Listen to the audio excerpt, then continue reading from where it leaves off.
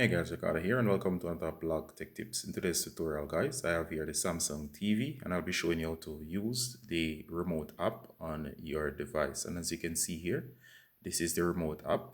And the best thing about this app guys is that it comes straight from Samsung. This is a Samsung Galaxy S24 Ultra. Any Samsung devices will work the same. So if you have a Samsung device, you can actually use these tips. I'll also have additional tips for other non-Samsung devices as well. All right, so let's get straight into this tutorial.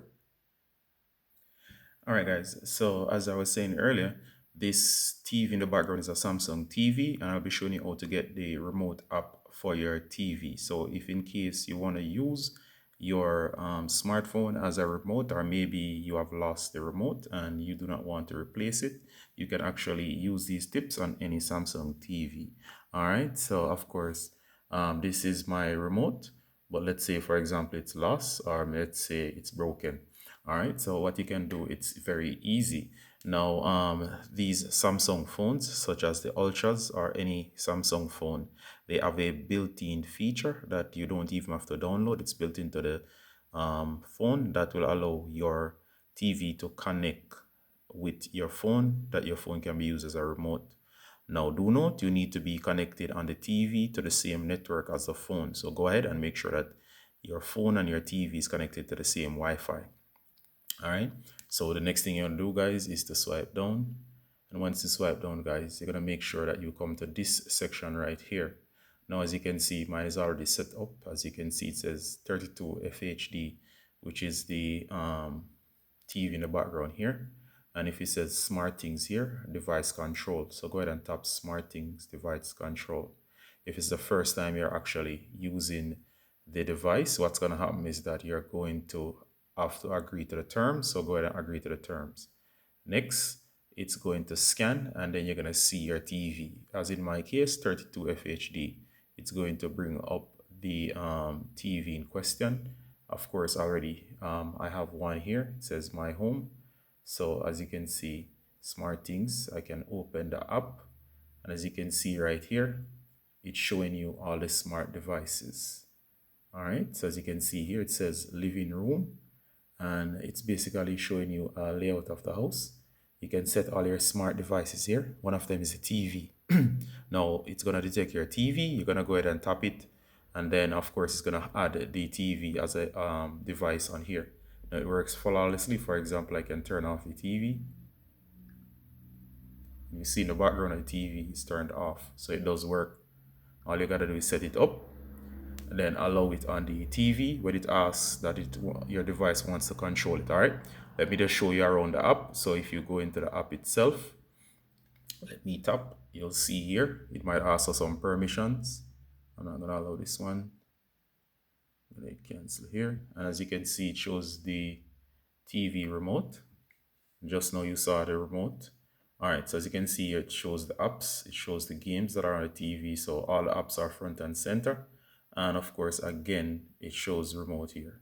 So it says features, settings, and you get everything. So you can always come back to the app.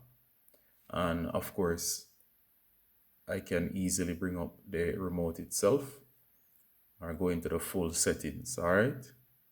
Now, one of the things I like about this is that if you tap here, you'll get this remote, and this is the not the default look. Let me show you the default look. To get this look, you have to make sure that you come here, remote button options. You can set it to dark or light theme. This is turned off by default. So this is the default look. And as you can see, some people like this look because it has home. So I can tap, and in the background, even if I'm not on the home, it will jump to home. I can go back. I can bring up a number pad to type in numbers, and I can navigate in terms of direction. You see the direction pad right there, which is quite nice.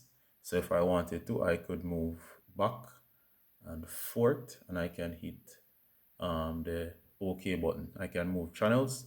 I can increase or decrease the volume. You can see the volume notification there. And of course, this is the default look. I can swipe as well. And there should be other screens here. Okay, so as you can see here, I can see my apps, all of them that are on the TV with the channel button options here. I can switch to YouTube, I can go to Netflix, all right? Now, if you do not like this layout, you can go to a more convenient one by going to remote options, and you can turn on the accessibility mode. So accessibility mode is makes it easier to see and navigate. So this is the accessibility mode. You can swipe between the screens here. And of course, you can see that this is a feature-rich detail move. And as you can see, everything is perfect, right? So you can move through. Now, this is perfect for your TV because it comes from Samsung. There's no ads. And as I said, it works fine. So as you can see here, I could move over and I can move home and it comes right back. If I tap home, it comes back to the home screen. All right, so that's quite easy and convenient to use.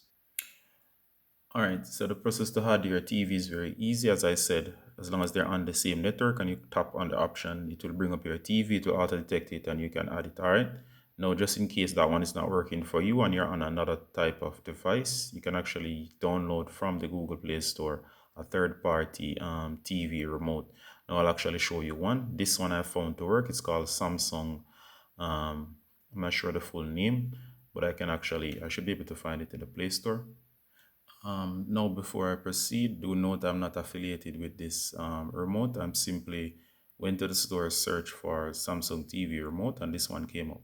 I'd prefer or recommend that you use the built-in smart things that's on all Samsung devices. If not, you're gonna use this. Do note this thing is filled with ads, and I'm not affiliated with it with this particular remote.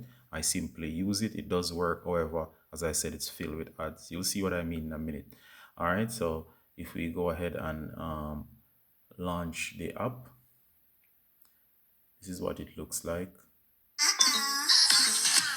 All right, you just saw what I meant in terms of the ads. They do pop up, all right, and they pop up a lot. So if I close it out, this is it, and this is what the screen would look like for this particular one. And of course, it does control the TV when it's connected, as you can see in the background. I can go up and down. I can move over as well. All right. All right, and you see what I meant just now. It's plagued with ads. Works, but plagued with ads. All right, so I do not like this one. It turns off the TV.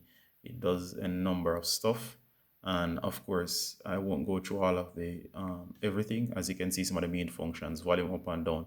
The Samsung does the same, but as I said, it's plagued with ads, and I can't really recommend it fully. If it had less ads or more tastefully implemented, it'll be good, but it does work. So maybe if there's no other choice, you could actually use this. I've tried others as well, but some of them just didn't work, or they would work the first time, then didn't work after that.